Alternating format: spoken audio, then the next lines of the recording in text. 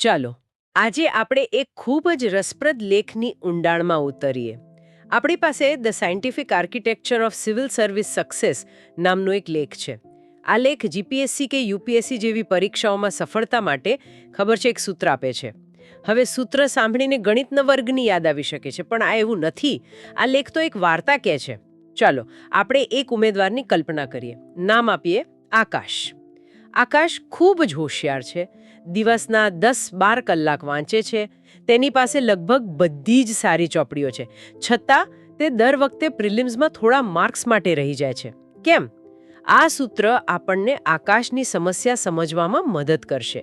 આપણું આજનું મિશન એ જ છે.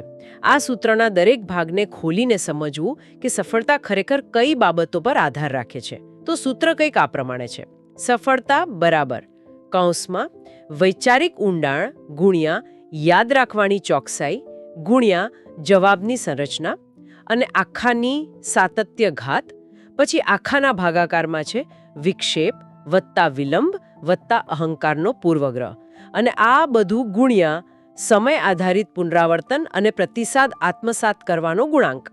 થોડું જટિલ લાગે છે, પણ આપણે તેને એકદમ સરળ બનાવીશું. ચાલો શરૂઆત કરીએ સૂત્રના ઉપરના ભાગથી, એટલે કે પાયાની 3 બાબતોથી. સૂત્રની શરૂઆત કૌંસમાં રહેલી 3 મુખ્ય બાબતોથી થાય છે: વૈચારિક ઊંડાણ, યાદ રાખવાની ચોકસાઈ અને જવાબની સંરચના. પહેલું છે વૈચારિક ઊંડાણ. લેખક કહે છે કે આ નકશો જાણવા અને જમીનને સમજવા વચ્ચેનો તફાવત છે. આનો અર્થ શું થયો? આ બહુ જ મહત્વનો મુદ્દો છે. મોટા ભાગના ઉમેદવારો, કદાચ આપણા આકાશ જેવા, એ લોકો માહિતી ભેગી કરવામાં માને છે. તેઓ તથ્યો ગોખી લે છે. કયો રાજા ક્યારે આવ્યો, બંધારણની કઈ કલમ શું કહે છે. આ થયું નકશો જાણવા બરાબર. પણ જીપીએસસી હવે એ નથી પૂછતું. એ પૂછે છે કે જો ચોમાસું નબળું રહે તો ગુજરાતના અર્થતંત્ર, સમાજ અને રાજકારણ પર શું અસર થશે. આ સમજવા માટે તમારે ઇતિહાસ, ભૂગોળ અને અર્થશાસ્ત્રને જોડવા પડે. આ છે જમીનને સમજવું. વૈચારિક ઊંડાણ એટલે અલગ અલગ વિષયો વચ્ચેના સંબંધોને સમજવાની ક્ષમતા. એ સ્થિર માહિતીને લવચિક બુદ્ધિમાં ફેરવે છે. ઓહો, તો આકાશ કદાચ એ તો જાણે છે કે ચોમાસું ક્યારે આવે છે, પણ એ નથી સમજી શકતો કે તે ખેડૂતની આત્મહત્યા સાથે કેવી રીતે જોડાયેલું છે. બરાબર? પણ માની લઈએ કે કોઈની પાસે આ ઊંડાણ છે, પણ જો પરીક્ષાના તણાવમાં તે યાદ જ ના આવે તો એ જ્ઞાનનો શું ફાયદો? આ જ મુદ્દો લેખક યાદ રાખવાની ચોકસાઈમાં સમજાવે છે, ખરું ને? બિલકુલ. અને લેખક અહીં એક સુંદર ઉપમા આપે છે. એવી લાઇબ્રેરીની કલ્પના કરો જે પુસ્તકોથી છલોછલ ભરેલી છે, પણ તેની સૂચિ બનાવવાની સિસ્ટમ, પેલી કેટેલોગ સિસ્ટમ, એ તૂટેલી છે. પુસ્તકો છે, પણ તમને જરૂર પડે ત્યારે મળશે નહીં. પરીક્ષાનો હોલ એ જ છે. 3 કલાકના દબાણમાં જ્યારે મગજ પર તણાવ હોય ત્યારે જ્ઞાનને ઝડપથી અને સચોટ રીતે બહાર કાઢવાની ક્ષમતા જ બધું નક્કી કરે છે. આ જ કારણ છે કે વારંવાર પુનરાવર્તન કરવું એ અનંતપણે નવી સામગ્રી વાંચવા કરતાં વધુ મહત્વનું છે. ચોક્કસાઈ એટલે તારીખો, કલમો, વિચારકોના નામ બધું જ સ્પષ્ટતા સાથે યાદ હોવું. ભૂલને કોઈ અવકાશ નથી. અને આ જ લાઇબ્રેરીમાં જો પુસ્તક મળી પણ જાય, પણ તમે તેને યોગ્ય રીતે રજૂ ન કરી શકો તો? આ ત્રીજો મુદ્દો છે જવાબની સંરચના. લેખક કહે છે કે આ તમે જે જાણો છો અને પરીક્ષક જે જુએ છે તેની વચ્ચેનો સેતુ છે.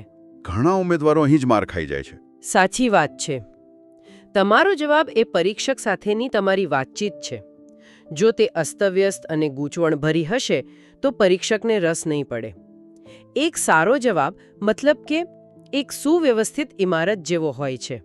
સ્પષ્ટ પરિચય જે બતાવે કે તમે પ્રશ્ન સમજ્યા છો, પછી મજબૂત મુખ્ય ભાગ જ્યાં તમે મુદ્દાસર દલીલો અને ઉદાહરણો આપો, અને એક હેતુપૂર્ણ નિષ્કર્ષ જે તમારી વાતને સમાપ્ત કરે.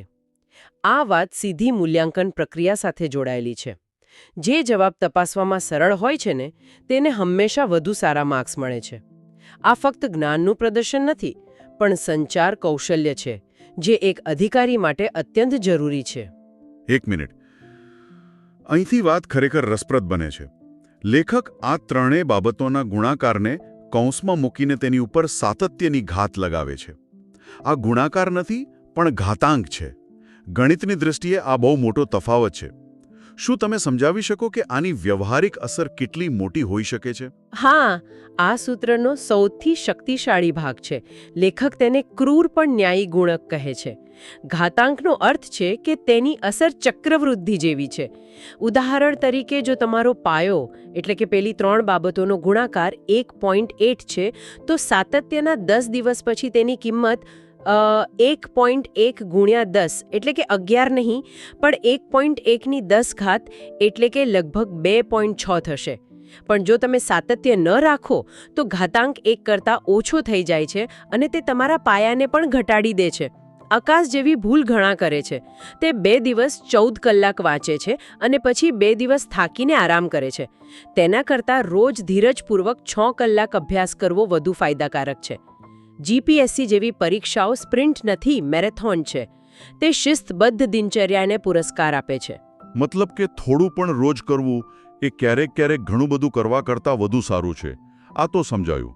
પણ સૂત્રોમાં એક ભાગાકાર પણ છે. એવા પરિબળો જે આ બધી મહેનત પર પાણી ફેરવી શકે છે. લેખક તેને તળિયે કાણાવાળી ડોલ સાથે સરખાવે છે. આ છે વિક્ષેપ, વિલંબ અને અહંકારનો પૂર્વગ્રહ. આ ખરેખર યુદ્ધનું મેદાન લાગે છે. અને આ જ વાસ્તવિક યુદ્ધ છે. મોટાભાગના ઉમેદવારો જ્ઞાન વધારવા પર ધ્યાન કેન્દ્રિત કરે છે, પણ આ 3 દુશ્મનોને કાબૂમાં રાખવા પર નહીં. વિક્ષેપ તો સ્પષ્ટ છે: ફોનના નોટિફિકેશન્સ, સોશિયલ મીડિયા. વિલંબ થોડો સૂક્ષ્મ છે: કાલથી શરૂ કરીશ, એકવાર પેલું પુસ્તક આવી જાય પછી વાંચીશ, હજુ પરીક્ષાને ઘણી વાર છે. આ બધા બહાના છે. પણ આ બંને કરતાં વધુ ખતરનાક અને અદૃશ્ય દુશ્મન છે અહંકારનો પૂર્વગ્રહ. અહંકારનો પૂર્વગ્રહ. આ તો એક મનોવૈજ્ઞાનિક શબ્દ જેવો લાગે છે. પરીક્ષાની તૈયારીની સમસ્યા જેવો નહીં. આ કેવી રીતે નુકસાન પહોંચાડે છે? આ સૌથી વધુ નુકસાન પહોંચાડે છે કારણ કે તે આપણને આપણી સાચી નબળાઈઓ જોતા અટકાવે છે. એના ઘણા સ્વરૂપો છે. પહેલું, આ તો મને આવડે છે એવું માનવું અને અઘરા કે ન ગમતા વિષયોને ટાળવા. બીજું, નિષ્ફળતાના ડરથી મોક ટેસ્ટ ન આપવી. ઉમેદવારો વિચારે છે, એકવાર બધું વાંચી લઉં પછી ટેસ્ટ આપીશ, પણ એ દિવસ ક્યારેય નથી આવતો. ત્રીજું, અને સૌથી ખરાબ, જ્યારે ટેસ્ટમાં ઓછા માર્ક્સ આવે ત્યારે સિસ્ટમ, પેપર કે તપાસનારને દોષ આપવો, પણ પોતાની ભૂલો સ્વીકારવી નહીં. આકાશ કદાચ આ જ ભૂલ કરતો હશે.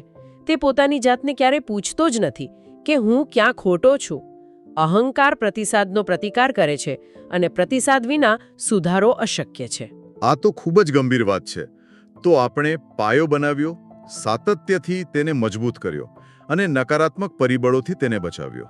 હવે સૂત્રમાં 2 અંતિમ ગુણક આવે છે જે આખી પ્રક્રિયાને વધુ ઝડપી બનાવે છે. પહેલું છે સમય આધારિત પુનરાવર્તન. શું આનો અર્થ એ છે કે બધું જ વારંવાર વાંચવું? ના, બિલકુલ નહીં. એ તો સમયનો બગાડ છે. લેખક કહે છે કે સ્માર્ટ પુનરાવર્તન કરવું જરૂરી છે. આનો અર્થ એ છે કે કોઈ વિષય તમે ભૂલી જવાની અણી પણ હોવ ત્યારે જ તેનું પુનરાવર્તન કરવું. વૈજ્ઞાનિક રીતે કહીએ તો જ્યારે આપણું મગજ કોઈ માહિતીને યાદ કરવા માટે થોડો સંઘર્ષ કરે છે અને પછી તેને સફળતાપૂર્વક યાદ કરી લે છે, ત્યારે તે માહિતી લાંબા સમય સુધી યાદ રહે છે. આને સ્પેસ્ડ રિપીટેશન કહેવાય છે. દાખલા તરીકે, આજે વાંચેલો વિષય 3 દિવસ પછી 7 દિવસ પછી અને પછી 1 મહિના પછી ફરીથી જોવો. આનાથી તે લાઇબ્રેરીની સૂચિ મજબૂત બને છે. આખા હાઈવે પર ફરીથી ડામર પાથરવાને બદલે જ્યાં તિરાડો દેખાય ત્યાં જ સમારકામ કરવું વધુ યોગ્ય છે. આ ખૂબ જ કાર્યક્ષમ પદ્ધતિ લાગે છે. અને હવે અંતિમ ગુણક, પ્રતિસાદ આત્મસાત કરવાનો ગુણાંક. આનો સીધો મતલબ શું થયો? તમે ટીકા કે ભૂલોમાંથી કેટલું શીખો છો? બરાબર. આનો સીધો અર્થ છે ભૂલોમાંથી શીખવાની તમારી ક્ષમતા. લેખક કહે છે કે ભૂલોનું વિશ્લેષણ કર્યા વિના ટેસ્ટ લખવી એ આહાર કે કસરત બદલ્યા વિના રોજ વજન તપાસવા જેવું છે. તમે રોજ વજન કાંટા પર ઊભા રહો છો, આંકડો જુઓ છો, નિરાશ થાઓ છો, પણ કારણ શોધવાનો પ્રયત્ન નથી કરતા. સાચી વૃદ્ધિ ત્યારે થાય છે જ્યારે ઉમેદવાર દરેક ખોટા જવાબનું પોસ્ટમોર્ટમ કરે. શું સામગ્રીનો અભાવ હતો? શું પ્રશ્ન સમજવામાં ભૂલ થઈ? કે પછી સમય ઓછો પડ્યો? જે લોકો સૌથી ઝડપથી સુધારો કરે છે તે એ નથી કે જેઓ સૌથી વધુ ટેસ્ટ લખે છે, પરંતુ તે છે જેઓ દરેક નિષ્ફળતામાંથી સૌથી વધુ શીખે છે. અને અહીં જ અહંકાર આડો આવે છે. જેનો અહંકાર મોટો હોય તેનો આ ગુણાંક લગભગ 0 હોય છે. તો આ બધાનો અર્થ શું છે? જો આપણે આકાશની વાર્તા પર પાછા જઈએ તો આ સૂત્ર કહે છે કે તેની સમસ્યા બુદ્ધિ કે મહેનતની નથી, તેની સમસ્યા એક સિસ્ટમનો અભાવ છે.